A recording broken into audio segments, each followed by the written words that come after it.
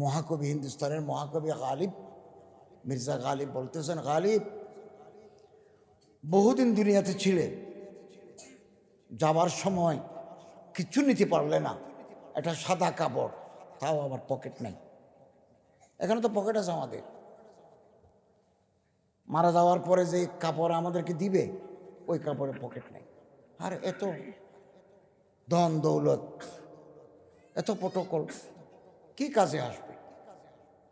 আমরা আল্লাহরে রাজি করি, চোখের পানি ব্যর্থ হবে না। আমার এ কথাটা আপনারা মনে রাখেন, গাজীপুরের অলমানগরের মানুষরা, চোখের পানি ব্যর্থ হবে না। কতরাতু দুমুইন মিন খাশিয়াতিল্লাহ, আল্লাহর ডরে যারা কাঁদে,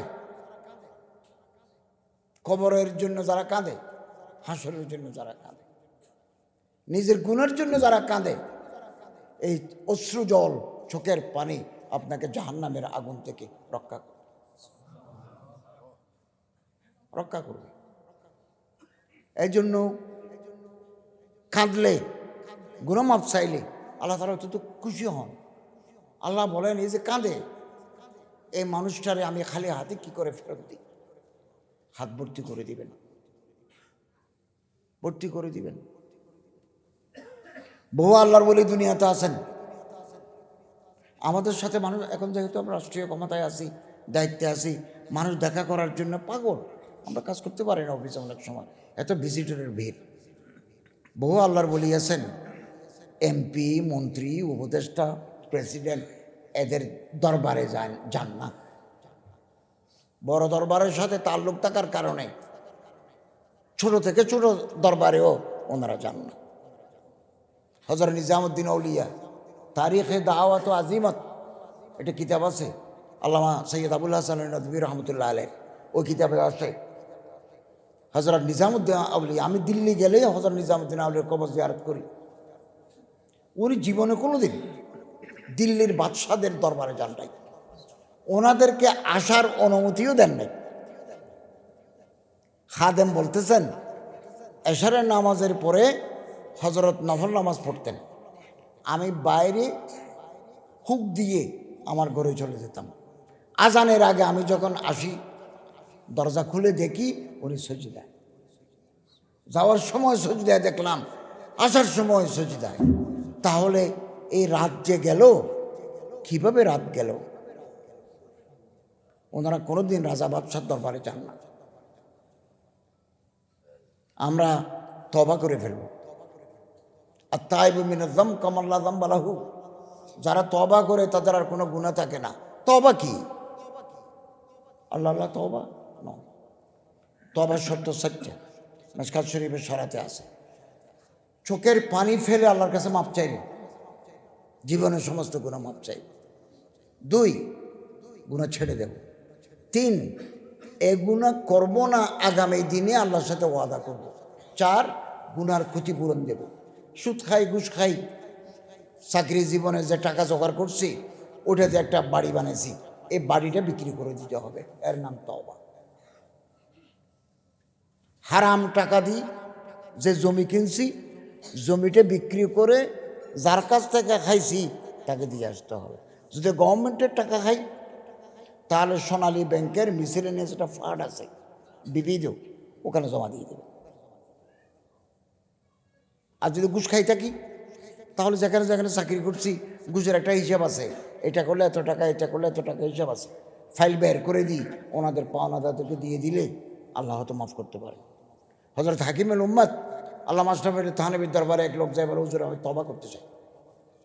হযরত বলেন, করাবো তওবা। জীবনে কি করেছো? বললো, আমি তহসিলদার। তহসিলদার মানে রেভিনিউ, ভূমি অফিসে যে টাকা নেই, ওই রসিদ কাটে, খাজানা নেই। তো তুমি কি ঘুষ খাইছো? হুজুর সারা জীবন খাইছি। বললো, এগুলো আগে ফেরত দিয়ে আসো। উনি অফিসে এসে পুরোনো ফাইল তুলে, খাজানা দিলে কত, খতিয়ান খুলতে গেলে কত, মিউটেশনে কত, নামজারিতে কত, হিসাব করে যায় 80% আদায় করে দিছে। এর নাম তওবা। আমি সারা জীবন ঘুষ খাই, বুড়ো খালে দাড়ি টাড়ি রাখি, জুব্বা একটা গায়ে দিই, এবার ওয়াজ করতে গেলাম, খুব খেয়াল করবেন, it has become a common ফেনা ইন আওয়ার সোসাইটি। এটা আমাদের সমাজের নিয়ম। একেবারে জাঁদরেল সোর, ঘুষখোর, বুড়া হালে আসি, দাঁড়িয়ে রাখি, হাজির ওমার একটা গলার সাথে জুলাই, নাতি টাতি নিয়ে ওয়াজ করতে যাই। আমরা তো গরিব মানুষ, আমরা থাকি মিসফালার ওদিকে, ওই যে কবুতরের পূর্ব দিকে মিসফালা কুবুরের ওখানে আমরা থাকি। এই উপদেষ্টা হয়ে মন্ত্রী হয়েও থাকি মিশনে, এটা ছোটো কামরায় থাকি। অথচ আমি একেবারে ক্লক টাওয়ারে থাকতে পারি, আহে পত্র টিটু। ওনারা যায় ক্লক টাওয়ারে থাকে, হোটেল আত্মহিত দারুত্বহিত হিলটনে থাকে, নাতি টাতি নিয়ে, নাতিন জামাই টামাই নিয়ে হজ করে। এই হজ আল্লাহর দরবারে কবুল হবে না। হারাম টাকা দিয়ে ইবাদত নাই, হারাম টাকা দিয়ে ইবাদত নাই। আমি কবরে যাওয়ার পরে, আপনি কবরে যাওয়ার পরে যে সম্পত্তি আপনি রেখে যাবেন না, আপনার ছেলে মেয়ের এটা ভোগ করবে। আপনার আযাব হবে কবরে, আযাবুল কবরে হক, কবরে আযাব হবে। কিয়ামতের মাঠে আল্লাহকে তাআলার কাছে আপনাকে জবাব দিতে হবে। আর আপনার ছেলে মেয়েরা এখানে আপনার রেখে যাওয়া সম্পত্তি নিয়ে ফুর্তি করবে, তার জন্যও বরাদ্দ আছে, তার কবরেও বরাদ্দ আছে। তাফসীর ইবনে কাসির প্রথম খণ্ডে আছে, বাচ্চা যখন পেটে আসে, মুজগা, আলাকা, নুতফা, জাআলা নুতফাতা ফি কারারিম মাকিন। কারারিম মাকিন মানে পেট, রেহেম। আল্লাহ বলেন, আমি বীর্যকে, বাবার বীর্যকে মায়ের পেটে, নতফা, I put it to the safer place of the womb of mother ফি কারারিম মাকিন, আমি এখানে রাখি। তারপর এটা বিভিন্ন রক্ত, জমাট রক্ত, তারপরে লাহাম, তারপরে হাড্ডি, ফকসন লাজামা লাহমা, এরপরে হাড্ডির উপরে গোস্ত চড়াই দিই, এর ভিতরে হাড্ডি উপরে গোস্ত, ভিতরে হাড্ডি বাইরে গোস্ত, ভিতরে হাড্ডি বাইরে গোস্ত, ফানসানা হালকানা, এরপরে সুন্দর মানুষ বানাই। যে মাত্র মায়ের পেটে রেহামের ভিতরে নুতফা ঢুকলো, তাফসীর ইবনে কাসিরে আছে, একজন ফেরেশতা আল্লাহকে জিজ্ঞাসা করেন, আল্লাহ, অমুক দেশের অমুক গ্রামের অমুকের ঘরে একটা বাচ্চা, একটা শিশু জন্ম নেওয়ার কার্যক্রম শুরু হয়েছে, আপনি কি তাকে বানাবেন? আল্লাহ যদি বলেন না, বানাবো না, তখন 3 মাস 4 মাসে এটা অ্যাবর্শন হয়ে যাবে, স্কাত হয়ে যাবে, জমাট রক্ত বের হয়ে যাবে, বাচ্চা হবে না, গর্ভপাত হয়ে যাবে। আর আল্লাহ যদি বলেন বানাবো, তখন ফেরেশতা বললেন ছেলে না মেয়ে, আমি লিখে রাখি আপনার অর্ডার, কতদিন দুনিয়াতে থাকবে, রিজিক পাবে কত, শিল্প কারখানা তার কয়টা, রাষ্ট্রীয় ক্ষমতা পাবে কিনা, এমপি হবে কিনা, বদনসিব না খুশনসিব, এগুলো সব লিখে দফতর বন্ধ করে যেখানে জমা দেওয়ার সেখানে জমা দেয়। অতএব আমি দুনিয়াতে কতদিন থাকবো, আপনি কতদিন থাকবেন, এটা আল্লাহর কাছে মায়ের পেটে লেখা হয়ে গেছে। আসহাত তাফসীর রাওয়ায়াতান ইবনে কাসির, পৃথিবীর শ্রেষ্ঠ তাফসীরের নাম ইবনে কাসির, ওখানে আছে। অতএব ঘুষ খেয়ে টাকা জমাতে হবে না। রিজকুকুম ফিস সামা ওয়া ফিস সামাই রিজকুকুম, রিজিক আসমানে বরাদ্দ আছে। দুনিয়াতে আমরা চাকরি করি, বাকরি করি, ক্ষেত করি, খামার করি, ইন্ডাস্ট্রি করি, তালাশ করে নেব, ঘুষ খেতে হবে না। নাজায়েজ পথে আমরা পা বাড়াবো না। শরীরে রক্ত আছে 5.5 লিটার, হাড্ডি গোস্ত আছে 70 কেজি, 60 কেজি, রক্ত 5.5 লিটার।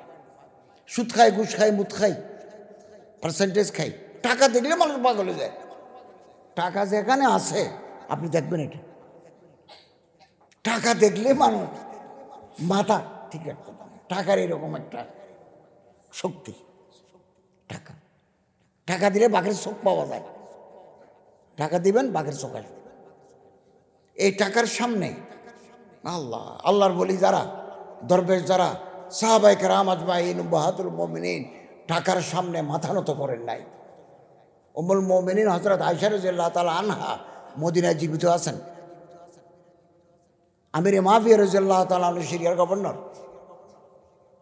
খবর পাঠালেন, ওটের পিঠে, ওট তো অনেক উঁচু, ওটের পিঠে 1 বস্তা দিরহাম, দারাহিম, রূপার টাকা, বলছেন যে এটা উম্মুল মুমিনিন হযরত আয়েশাকে হাদিয়া, নিয়ে যাও। খবর পাঠিয়েছেন। উম্মুল মুমিনিন সেটা শুনে, আমাদের মা আল্লাহ রাসূলের বিবি, এটা শুনে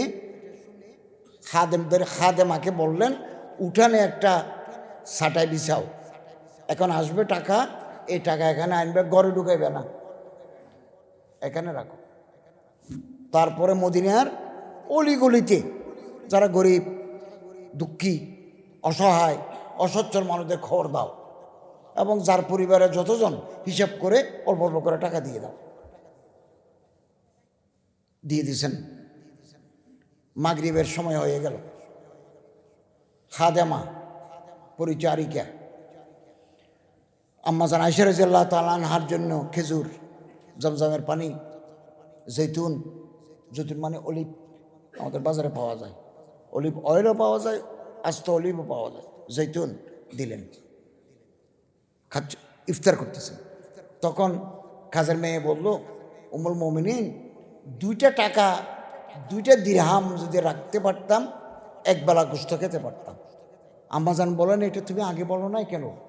আমি তো মানুষকে দেওয়ার ক্ষেত্রে আমার এমন জজবা গালেব হয়ে গেছে যে আমি মানুষকে যে দিতে পারছি, নিজের রাখার কথা তো আমার মনে নাই। এটা উম্মুল মুমিনিন। সিরতে আয়েশা একটা কিতাব আছে, আল্লামা সৈয়দ সুলাইমান নদভী, আজল্লা খলিফা হযরত হাকিমুল উম্মত থানভী, আমি সম্পাদনা করে দিয়েছি, বাজারে আছে, এত বড় কিতাব বাংলা, সিরতে আয়েশা। এটা পড়ে দেখবেন, দিল নরম হয়ে যাবে। দিল, বহু মানুষ টাকা দেখলে পাগল, বহু মানুষ টাকার দিকে ফিরে তাকান না। আল্লাহ আমাদের সবাইকে বুজুর্গানে দিন, আল্লাহর বলি দরবেশদের নকশা কদম মতো চলার তৌফিক দিন। 1 ফোঁটা রক্ত, 1 টুকরা হাড্ডি, এখানে আছে 5.5 লিটার রক্ত আছে, 65 কেজির মতো হাড্ডি আছে, হাড্ডি গোস্ত মিলে 1 ফোঁটা রক্ত, 1 টুকরা গোস্ত, 1 টুকরা হাড্ডি যদি হারাম দিয়ে তৈরি হয়, হারাম টাকা দিয়ে, অবৈধ টাকা দিয়ে, লা ইয়াদখুলুল জান্নাতা জাসাদুন গুযিয়া বিল হারাম, এই শরীর বেহেশতে যাবে না। এটা রাসূলের, it is a categorical declaration of the prophet of Allah, apostle of Allah. এটা আল্লাহ রাসূলের ঘোষণা, এই শরীর বেহেশতে যাবে না। আমার মাঝে মাঝে মনে হয় বেহেশতে জায়গা খালি থাকবে, আল্লাহ মানুষ পাবেন না। দয়া করে আমারে আপনারা যদি বেহেশতে আল্লাহ দেন, জান্নাত দেন, দিতে পারে, আমাদের আমলের দিক বিবেচনা করলে মানুষ নাই। পয়সা দিবেন আরেক জগৎ। এই জন্য অন্তর ঠিক করতে হবে। অন্তর, এইটা যদি ঠিক হয়ে যায়, আমল ঠিক হয়ে যাবে। এই সমস্ত মাদ্রাসা আরবিয়া, আল ইসলামিয়া, আল আলমিয়া, এখানে দিনদার পরহেজগার মানুষ তৈরি করে, আল্লাহওয়ালা মানুষ তৈরি করে, রাতের বেলা কাঁদে। আমি পটিয়া মাদ্রাসার ছাত্র, আমি পটিয়া মাদ্রাসার শিক্ষকতা করেছি, উনিও পটিয়া মাদ্রাসার ছাত্র, পটিয়া শিক্ষকতা করছে। আমি প্রায় 16-17 বছর পটিয়া মাদ্রাসার পত্রিকা বের হয় আত-তাওহীদ, ওটার সম্পাদক। আরেকটা আরবি পত্রিকা বের হয়, কি নাম, বলা কষ্ট, উনি সম্পাদক, আমি সহযোগী সম্পাদক, আরবি ইংরেজি। বহুদিন আমরা কাজ করেছি পটিয়া মাদ্রাসায়। আমরা দেখছি ছাত্র জমানায় শেষ রাতে উঠে কান্নার রোল, জিকিরের রোল, শেষ রাতে মানুষ কাঁদে, মানুষ আল্লাহর কাছে গুণমাপ চায়, চোখের পানি। কে দেবে টাকা? সরকারি 1 পয়সা নাই, কেবল আল্লাহ তাআলার দয়া, জনগণের সহযোগিতা, এই সমস্ত মাদ্রাসা গড়ে উঠছে। এই যে জামিয়াতুন নূর আল আলমিয়া দারুল উলুম, আপনাদের মাদ্রাসা, সহযোগিতা করবেন, ছেলে দিবেন, টাকা পয়সা দিবেন, বুদ্ধি দিবেন, পরামর্শ দিবেন, কিছু জায়গা ওয়াকফ করে দিয়ে যাবেন, মাদ্রাসার নামে ওয়াকফ করে দিয়ে যাবেন। ওয়াকফলিল্লাহ, ওয়াকফলিল্লাহ করে দিয়ে যাবে। ওয়াকফলিল্লাহ আওলাদ নয়, অল্প করে দিবেন, 2 কাঠা দেন, 1 কাঠা দেন, ওয়াকফলিল্লাহ আল্লাহর ওয়াস্তে দলিলে লিখে দিবেন যে আমার ওয়ারিসরা এই জায়গা দাবি করতে পারবেন। আমি এই মসজিদের জন্য, মাদ্রাসার জন্য দিয়ে গেলাম। যিনি পরিচালক থাকবেন, যিনি মোহতামিম থাকবেন, উনি পরিচালনা করবেন। এরকম লাখ লাখ স্টেট আছে বাংলাদেশে, লক্ষ লক্ষ স্টেট আছে। আমি গত সপ্তাহে সৌদি আরব ছিলাম, 2টে জুমা পড়ছি মসজিদে আবু বকর, কাবা শরীফের সামনে। এটা হযরত আবু বকর রাদিয়াল্লাহু তাআলা ওয়াকফ করে দিয়েছে, ওয়াকফ করে দিয়েছে। আরেকটা দিকে গেলে আরেকটা বড় হোটেল আছে, এটা বাদশাহ আব্দুল আজিজ ওয়াকফ করে দিয়েছে মুসলমানদের জন্য। তারা এখানে নামাজ পড়বে, যা আয় হবে মুসলমানদের। দুনিয়াতে মানুষ আছে, ভালো মানুষ দুনিয়াতে আছে। রাজিহি, সুলাইমান রাজি, আল রাজি ব্যাংকটাকে আছে, উনি ও আল্লাহ কোটি কোটি টাকার মালিক। পুরা গাজীপুর ওনার ফুলের, ওনার খেজুরের বাগান, 200 প্রকার খেজুর আছে দুনিয়ায়, ডিফারেন্ট স্পাইসেস, বিভিন্ন জাতের খেজুর আছে 200 প্রকার, সব গাছ ওখানে আছে। খেজুর পাড়ার জন্য, খেজুর নামানোর জন্য শত শত ট্রাক আছে। আপনি ওখানে উঠে খেজুর নামাবেন, মৌসুম শেষ হয়ে যাবে, পারতে পারবেন না, এত বড় খেজুর বাগান ওনার, ইন্ডাস্ট্রি। এখনও ব্যাংক আছে ওনার। উনি মারা যাওয়ার আগে, আমি ওনার জীবনে লিখছি, উনি মারা যাওয়ার আগে ওনার ছেলে মেয়েদেরকে জায়গা দিচ্ছেন যে তোমরা আমার এই ছেলে এই ইন্ডাস্ট্রি, ওই ছেলে ওই ব্যবসা ভাগ করে দিই। এরপর ওনার সম্পত্তি আছে। বাগানটা দিয়ে গেছেন সৌদি সরকারকে, যে আমার এই বাগান আমি লিখিতভাবে দিয়ে দিলাম। সারা পৃথিবীর মানুষ যারা খেজুর খেতে পারে না, আর হারামাইন মক্কা মদিনায় যারা আছেন, হারামাইনে যারা ইবাদত করতে আসেন, তাদেরকে খেজুর দিবেন, রমজানে দিবেন, ইফতার করবে, ঘরে নিয়ে যাবে। আর বিভিন্ন সৌদি এম্বাসির মাধ্যমে সারা পৃথিবী দিচ্ছে। আমারও ওই দিন সৌদি অ্যাম্বাসেডার 8-10 কার্টন দিয়েছেন, এরকম ট্রাকে করে সচিবালয়ে সমস্ত মিনিস্টারদেরকে দিয়েছেন। এগুলো রাজহির খেজুর। এবং মারা যাওয়ার আগে তিনি এটা উইল করে গেছেন, ওসিয়ত করে গেছেন যে আমি একটা ট্রাস্ট করলাম, ট্রাস্ট আমার সম্পত্তির মালিকের ট্রাস্ট, আমি যতদিন বাঁচি থাকবো আমার সমস্ত খরচ, খাওয়া দাওয়া, গাড়ি ঘোড়া, চিকিৎসা ট্রাস্ট বহন করবে। যেদিন আমি মারা যাব ওই দিন থেকে ট্রাস্ট মালিক, নিজের মালিকানা নেই। কোটি টাকার মানুষ মারা যাওয়ার আগে 1 টাকার মালিক নাই। দি আরব নিউজ একটা পত্রিকা আছে, আরব নিউজ। আরব নিউজে সাংবাদিকরা বলতেছেন, নাও ইউ আর পেনিলেস, এই মুহূর্তে আপনার টাকা নাই। কেমন লাগে? আপনি তো 1 বছর আগেও কোটি, মিলিয়ন, বিলিয়ন আফটার বিলিয়ন টাকার মালিক, এখন আপনার কোনো টাকা নেই। ট্রাস্টকে দিয়ে দিয়েছেন, সৌদি গভর্নমেন্টকে দিয়ে দিয়েছেন। তিনি বলেন আমার এত ভালো লাগে, মায়ের পেট থেকে আসার সময় খালি হাতে এসেছিলাম, এখন আবার কবরের পেটে যাব খালি হাতে। আমার মন, তিনি বলছেন আমার মনে হয় আমি আকাশে একেবারে ফ্রিলি, আমার পিছনে কোনো পিছু টান নাই, আমি সব দিকে দিচ্ছি। মানুষ দুনিয়াতে এই অল্প দিন আগে মারা গেছেন তিনি, আমি নয়া দিগন্ত ওনার সম্পর্কে আর্টিকেল লিখছি। ও মা, এরকম মানুষ দুনিয়াতে আছে। আরেকটা মানুষ, উনি আফ্রিকায় হসপিটাল করছেন, এতিমখানা করছেন। এই মাদ্রাসায় এতিম আছে, আপনারা খোঁজ নেবেন। একটা জামা সেলাই দিবেন, জামা, একটা জামা, একটা লুঙ্গি কিনে দিবেন, একটা বই কিনে দিবেন, কিতাব কিনে দিবেন। বেশি পয়সা খরচ হবে না। এতিম, যার মা নাই, যার বাপ নাই, থাকলেও নাই, অভাবগ্রস্ত, অসচ্ছল, দুস্থ, তাদেরকে দিবেন, দিবেন। হুজুর আকরাম সাল্লাল্লাহু আলাইহি ওয়াসাল্লাম বলেন, আনা ওয়া কাফিলুল এতিম, আমি এবং এতিমকে কাফালত করনে ওয়ালা, এতিমকে ভাত খাওয়ায়, এতিমকে পড়ার খরচ দেয়, এতিমকে কাপড় চোপড়দের সে এবং আমি ফিল জান্নাতে হাকাযা কাহাতাইনি ফিল জান্নাহ, দুই আঙ্গুলের মতো জান্নাতে পাশাপাশি থাকে। এই মাদ্রাসায় হযরত মাওলানা ওবায়দুল হামজা সাহেব জিদ মালিকুম আছেন। আমি আমার মন্ত্রণালয় থেকে 10 জন ছাত্রকে, গরিব, অভাবগ্রস্ত, অসহায় এখানে পড়ে 10 জন ছাত্রকে এককালীন একটা অনুদান দেব। ওই টাকা খুব বেশি নাই, সারা বাংলাদেশে আমাকে দিতে হয়। অল্প টাকা দিয়ে সে কিতাব কিনতে পারবে, স্যান্ডেল কিনতে পারবে, জুব্বা সিলাতে পারবে, গেঞ্জি টুপি টাপিগুলো কিনতে পারবে। এরকম একটা অ্যামাউন্ট আমি 10 জন ছাত্রকে এখানে দেব।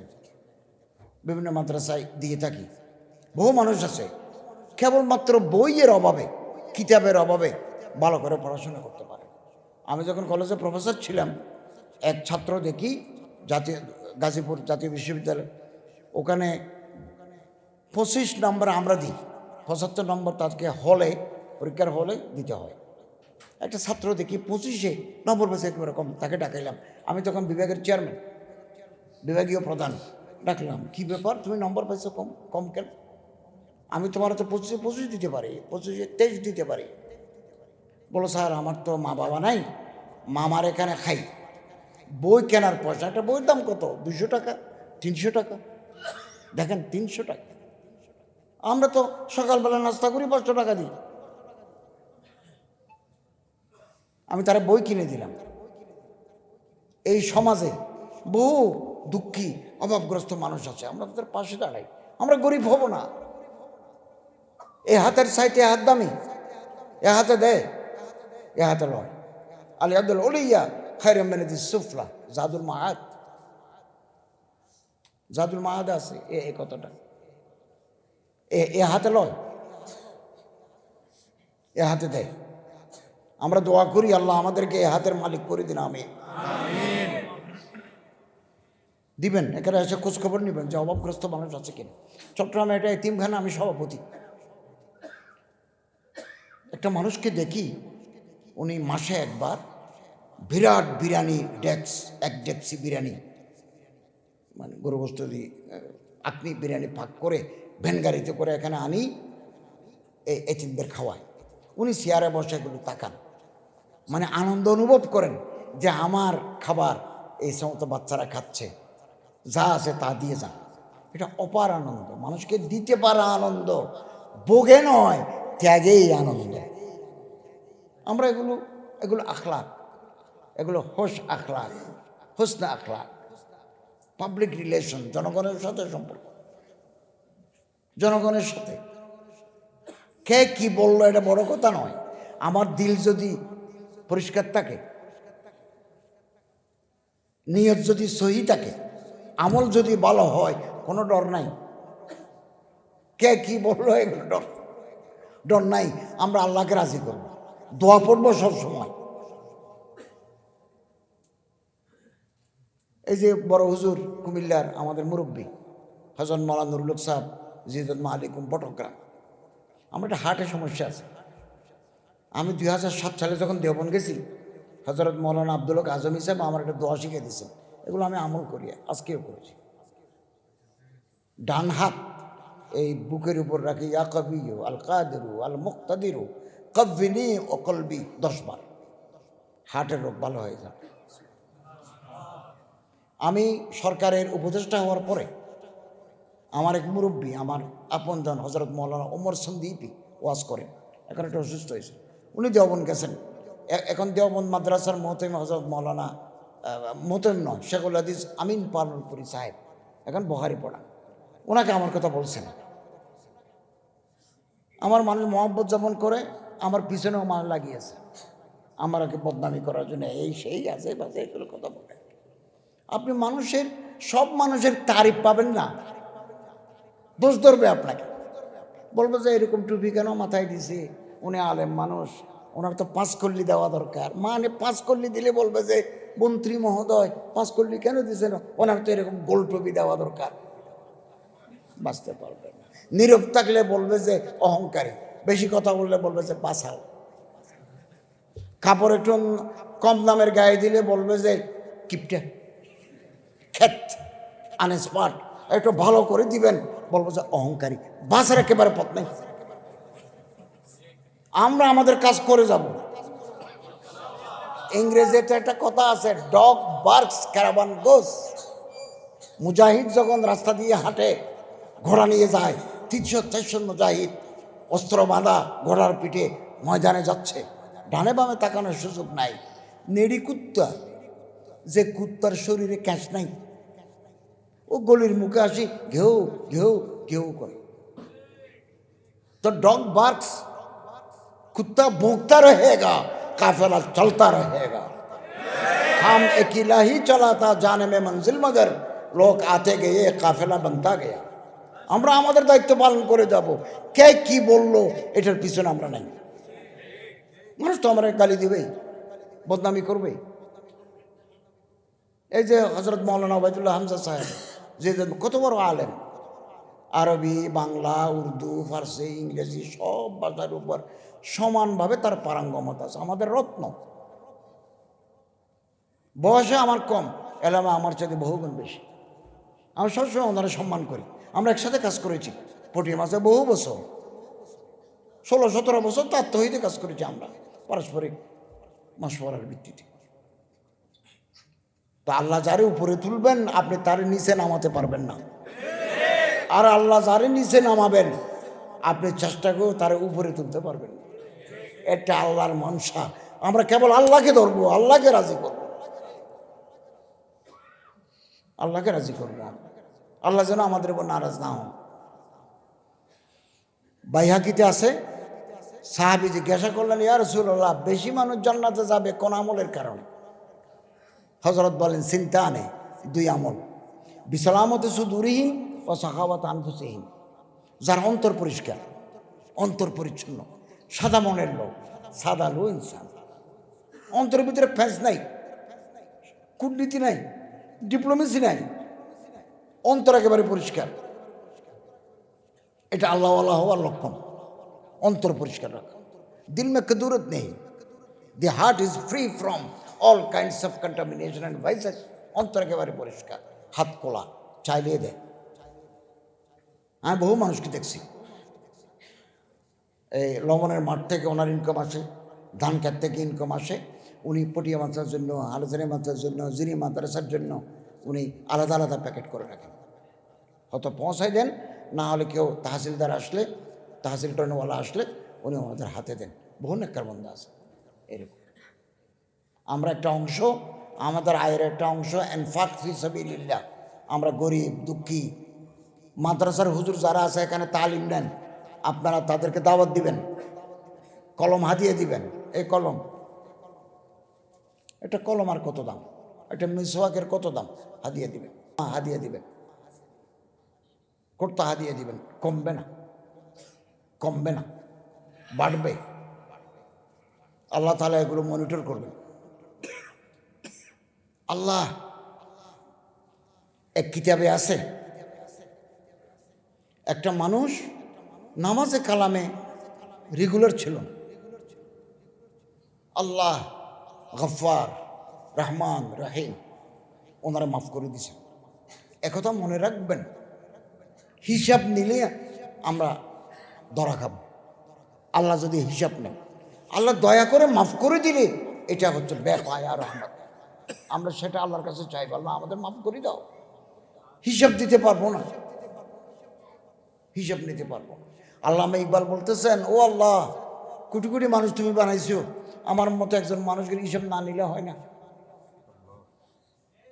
আর যদি তুমি হিসাব নিবে, এটা যদি তুমি স্বাক্ষর করে দিয়েছ, কলম বন্ধ করে দিয়েছ, হিসাব নিতে হবে।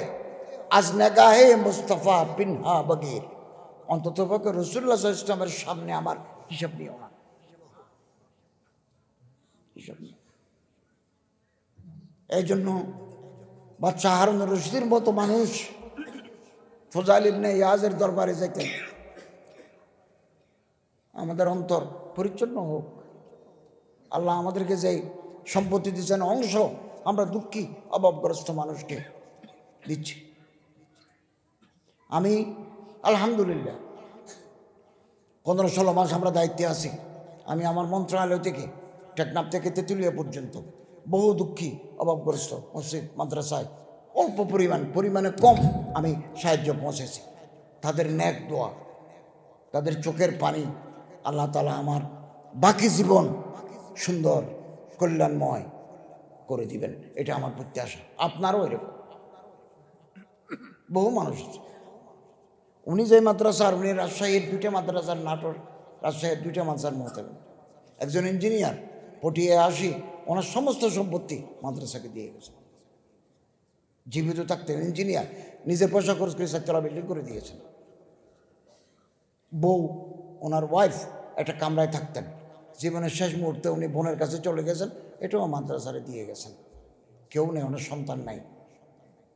আমি রাতের বেলা ওনার কবর জিয়ারত করতে গেছি। এরকম মানুষ আমাদের সমাজে আছে। আমরা ছেলে মেয়েদের জন্য রাখবো, একটা অংশ আমরা গরিব দুঃখী মানুষকে দিয়ে যাব। ইয়া মুহাইমিনু জাল্লা জালালুহু, আমার মুখে মুখে বলেন, ইয়া মুহাইমিনু জাল্লা জালালুহু, ইয়া সালাম জাল্লা জালালুহু। 5 ওয়াক্ত নামাজের পরে 3 বার, অন্য সময়ে পড়তে পারবেন। এটা আমলে নিবেন, শান্তি আসবে। দুশ্মনী করে আপনারা কিচ্ছু করতে পারবেন না ইনশাআল্লাহ। আর বাজারে দোয়ার কিতাব আছে, হাজার হাজার দোয়ার কিতাব আছে, আদিয়ায়ে মাসনুনার কিতাব আছে, এগুলো পড়বেন। আল্লাহুম্মা ইন্না নাজআলুকা ফি নুহুরিহিম ওয়া নাউযু বিকা মিন শুরুরিহিম। কাবা শরীফের সামনে বলেছি, কাবা শরীফের সামনে, আউযু বিকা মিন গালাবাতিদ দাইন ওয়া গালাবাতিল আদু শামাতাতিল আদা, এই 1 সপ্তাহ আগে বলেছি। আমি আশা করি আল্লাহ তাআলার কাছে যে আরজি পেশ করেছি, সব মানুষ বিরোধিতা করলেও আমার কিচ্ছু ক্ষতি করতে পারবে না। আল্লাহ তাআলার নাগাহবানির ভিতরে আমি আছি, নেগরানির ভিতরে আমি আছি। করবে, মানুষ করবে। কারে গালি দেয় নাই? রসুলকে গালি দেয় নাই। একটা কথা মনে রাখবেন, শরীয়তের ব্যাখ্যা দিবেন ওলামা আলেমরা।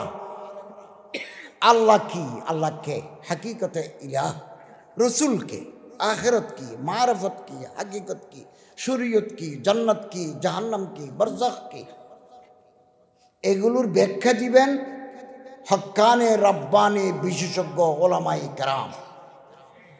আমি আপনি যদু মধু শরীয়তের ব্যাখ্যা দিতে গেলে ভুল হবে, অপব্যাখ্যা হবে, কটূক্তি হবে, এটা চলতে পারে না।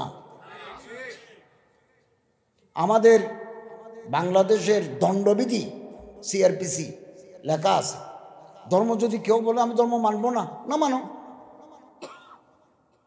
আমরা ধর্ম মানি, আমাদের অধিকার আছে। আমি আল্লাহরে মানে, রসুলের মানে, আমরা এশারের নামাজ পড়ে আসছি, আবার ফজরের নামাজ পড়ব। কেউ যদি বলে আমি পড়বো না, তুমি আল্লাহরে জবাব দিবে। কিন্তু যারা নামাজ পড়ে তাদেরকে তুমি কটূক্তি, ব্যঙ্গোক্তি, অপমান করতে পারবে না। এটাই হচ্ছে মূল কথা। শান্তি আমরা নিজেরও রক্ষা করব, সমাজে যাতে শান্তি আসে এই প্রয়াসই আমরা হব ইনশাআল্লাহ। এবং 5 ওয়াক্ত নামাজ ধরি, মন তারাকা সালাতান ফালা দীন লাহু, যে নামাজ ছাড়ি দিছে তার কোনো ধর্ম নাই। নামাজ ধরি, নামাজ ধরি, মান লাম ইউসাল্লি ফালা দীন লাহু, যার নামাজ নাই তার ধর্ম নাই, ধর্ম নাই।